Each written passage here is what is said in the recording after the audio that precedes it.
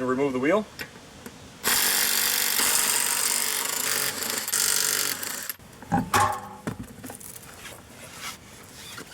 Alright, now that we have the wheel off, we have our main braking components here. We have our rotor, we have our brake caliper, we have a brake caliper mount.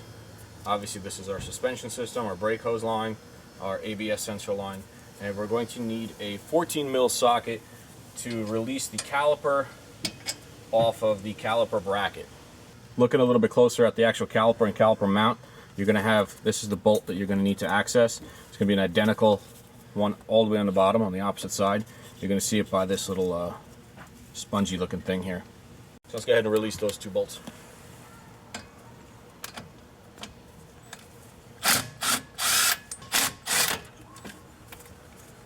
Now when you're removing your caliper, be careful, it is attached to a hose, a brake line. You don't want this to hang, you don't want it to twist or anything. You don't want to impair this hose in any way or break loose this banjo bolt here. So if you can, just set it carefully on the side here. If you have a bungee cord, go ahead and put it around this hole here and mount it to the spring. Inside we have our brake pads. This is the outer one right here. And we have our inner one, which is back there, and it has a shim on it. It's also not in bad shape. But if you do notice, it is probably making a lot of noise because our air channel groove is completely clogged. And we're gonna go ahead and clean that, and I'll show you guys exactly how to take care of that. We have a groove in here. This is to let hot gases out so it doesn't overheat the pads. And we're gonna take a flathead screwdriver and start moving it down that groove, releasing all that caked in dust. You can see that pile, and what happens is this starts to rust up and harden up together into like a little rock, and it will cause squeaking. And a lot of people go to a mechanic for a squeak thinking they need new pads, and in this area you have these little shims here. This is where your brake pads mount into. You want to just give them a good cleaner. Brake parts cleaner is good enough. Don't use carb cleaner, it's too harsh, it will eat all the rubber out. So just go ahead and spray it down. I'm almost out. And what that does, this removes a lot of the brake dust that's in here. And it makes for a nice smooth contact. And since we're already here, we might as well inspect our caliper for any leaks or cracks in the boot. This is your piston. Fluid fills up in here as you push the brake pedal, and it pushes this piston out, which forces the pads against the spinning rotor. So while we're here, we're not going to kink this hose, as I said before.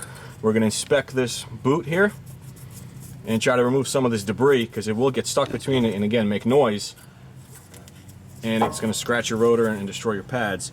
So while we're here, we're just going to give it a good spray down.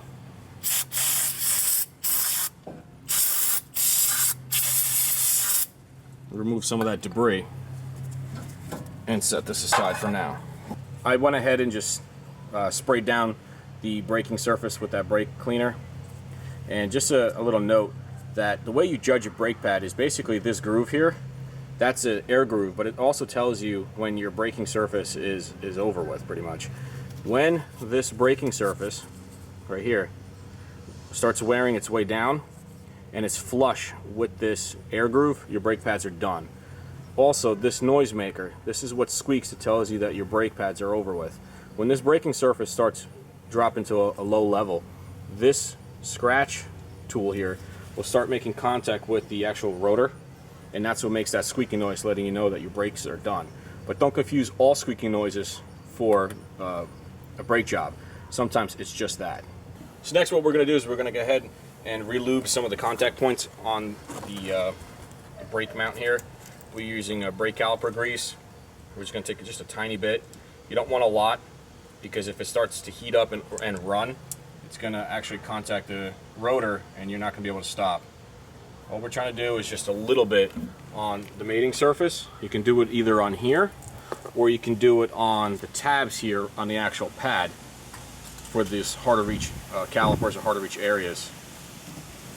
This causes the pads easier way to return. It makes it obviously more lubed, and the more lubed that it is, the less noises you will hear out of your braking system.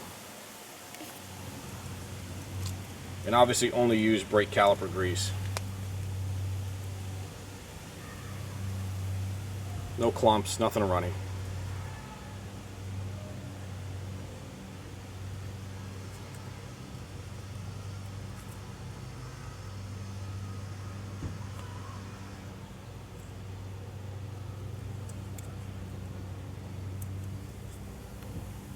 Also, you can use it on where the piston makes contact with the pad right on the shim. Just go ahead and brush it around. Again, you don't need a lot.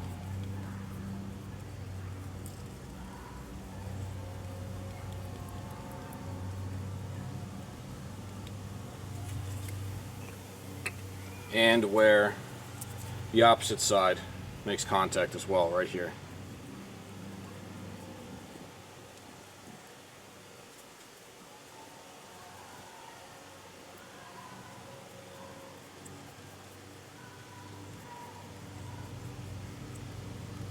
Alright guys, now that we have everything checked out, ready to go, we're going to take our front pad, we're going to put it back in its proper spot.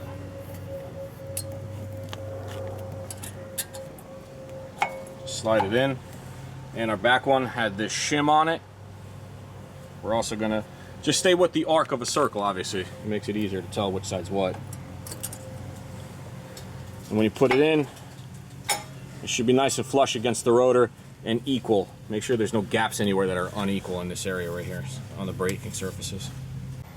And we're going to go ahead and carefully reposition our caliper back on our pads, making sure that these holes line up with the spots where we need to screw in our bolts. Start everything off by hand.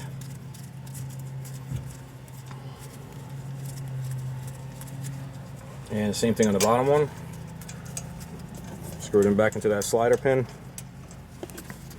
It might take a little bit of jiggling to get it in. There we go.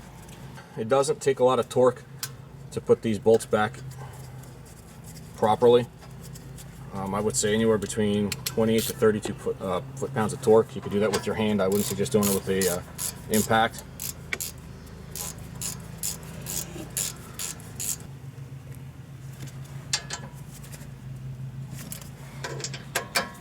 And that's it, guys. That's how you check your brake pads. Thanks, guys, for watching.